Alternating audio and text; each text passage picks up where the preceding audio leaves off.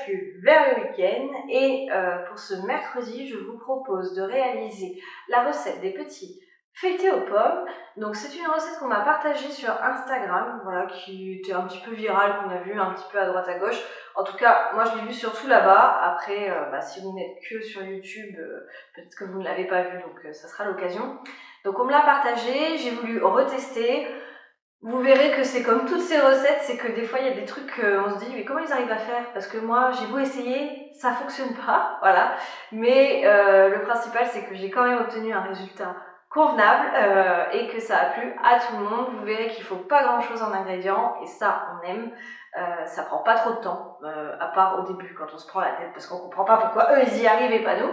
Et puis surtout, bah voilà, tout le monde aime. Donc c'est un goûter que vous pouvez réaliser le mercredi après-midi et puis aussi les week-ends et en fait comme bon vous semble finalement parce que c'est trop bon. Super simple, pas beaucoup d'ingrédients, très bon et pas très cher. C'est tout ce qu'on aime. Alors je vous laisse avec la recette juste après et j'espère que ça vous plaira. Allez, c'est parti! Du coup, pour la réalisation de cette recette, vous allez avoir besoin d'une pâte feuilletée et ici j'ai utilisé environ 2 pommes et demie, mais c'est parce qu'il y en a certaines que j'ai cassées en voulant les découper, vous le verrez. Voilà, il vous faudra en plus de ça du coup du sucre, un peu de cannelle ou des 4 épices comme j'ai utilisé et un petit peu de lait pour faire dorer tout ça. Voilà, c'est tout simple. Il y a rien besoin de plus. Vraiment, ça fait partie des recettes que j'aime bien parce que on se prend pas la tête, il y a pas besoin d'avoir 36 000 choses. Donc c'est simple, efficace, comme j'aime le dire. On va donc découper nos tranches de pommes et on va ensuite venir tout simplement découper le centre.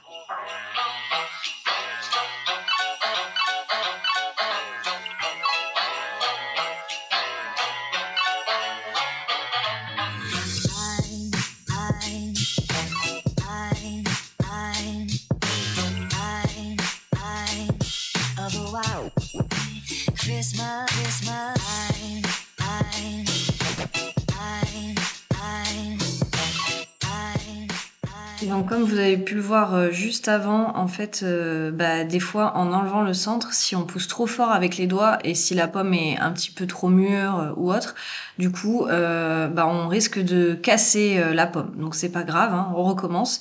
Mais c'est pour ça, faites bien attention, allez-y délicatement, pas comme un bourrin, comme moi.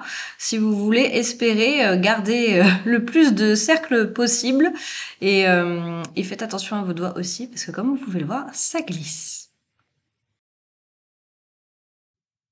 Ensuite, on va venir ajouter dans une assiette du sucre. Alors j'ai fait au pif la quantité et ce qui me restait, vous verrez à la fin, je m'en suis servi pour rajouter du coup sur les feuilletés et ce qui me restait encore, j'ai mis dans un bocal, voilà, pour plus tard, pour d'autres recettes, pour pas gâcher le sucre. Donc voilà, j'ai fait un petit peu au pif. Donc j'ai rajouté des 4 épices. Et ensuite, on va venir mélanger le tout. Donc Nathan m'a aidé, hein. Si vous avez vu des petites mains au début de cette vidéo, c'est bien lui. Donc il va mélanger et puis je vais finir. En fait, il faut que ce soit un mélange homogène. Bien entendu, vous pouvez aussi utiliser du sucre roux, voilà. Mais moi, je préfère effectivement le sucre blanc. Et ensuite, voilà, c'est tout simple. Il y a plus qu'à mélanger.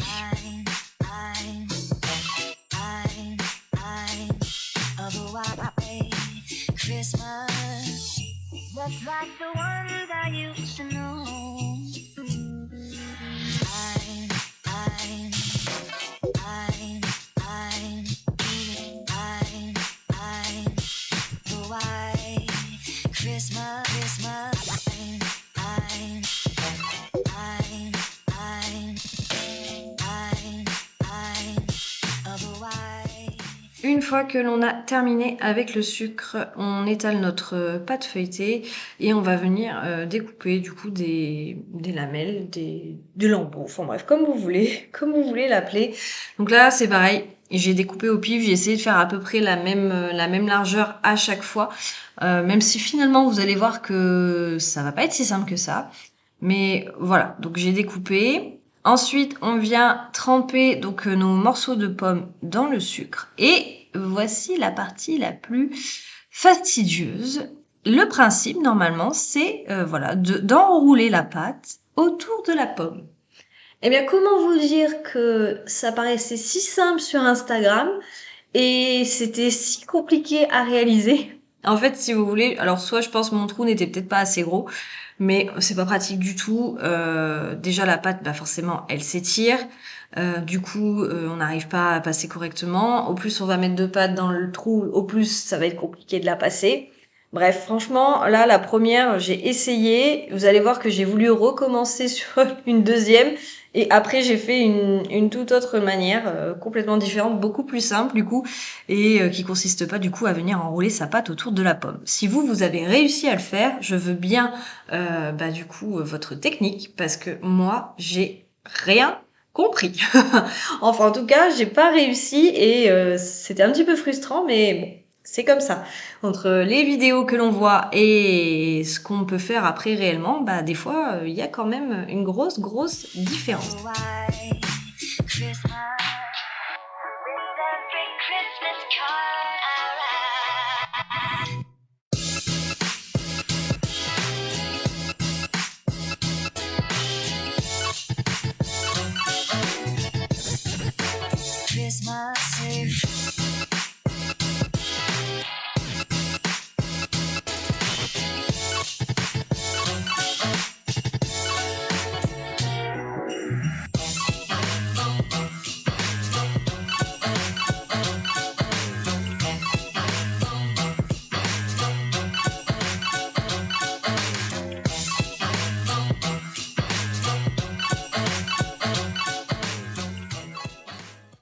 Et voilà, donc du coup, après 2 tentatives, un petit peu nulles, on va dire ça comme ça, j'ai décidé de procéder d'une autre manière. Donc du coup, je viens découper des morceaux que je vais, bah, tout simplement venir, en fait, je vais venir enrouler la pomme, mais par petits morceaux. Voilà, je passe pas tout mon truc de pâte dans le trou, tout simplement. Désolée, j'arrive pas à trouver mes mots, c'est une catastrophe. Et donc voilà, je vais faire petit morceau par petit morceau. Donc bon, c'était pareil. Là, du coup, ça a été au pif. Hein, je sais pas précisément combien de morceaux, je n'ai pas compté. Donc si vous voulez le faire, vous pouvez. Mais voilà, donc j'ai fait comme ça. Donc vous pouvez effectivement d'abord couper dans des grandes longueurs et ensuite venir couper en plus petit et faire comme ça. Donc là, ça fonctionne très bien. Bon, ça vous fait effectivement peut-être pas l'effet tourbillon, mais bon, ça fait son petit effet quand même. Donc voilà, si vous voulez les réaliser sans vous casser la tête, je vous conseille du coup de faire cette méthode-là qui est beaucoup plus facile.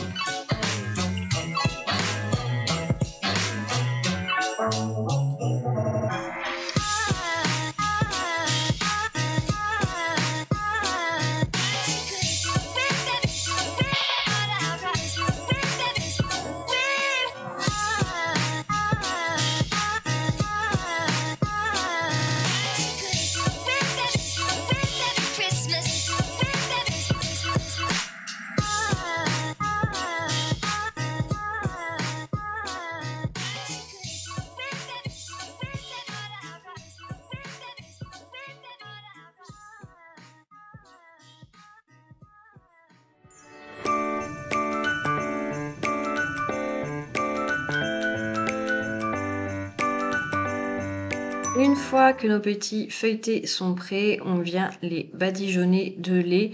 Vous pouvez aussi faire un mélange œuf, lait ou juste, enfin jaune d'œuf bien sûr, je précise, ou juste jaune d'œuf. Mais bon, je trouve ça dommage. J'ai toujours un peu de mal à me dire de gâcher un jaune d'œuf entre guillemets. Donc je préfère faire avec du lait, ça fonctionne très bien aussi. Donc voilà, j'ai mis un fond de lait et puis avec mon pinceau, du coup, je viens tout simplement recouvrir mes petits feuilletés.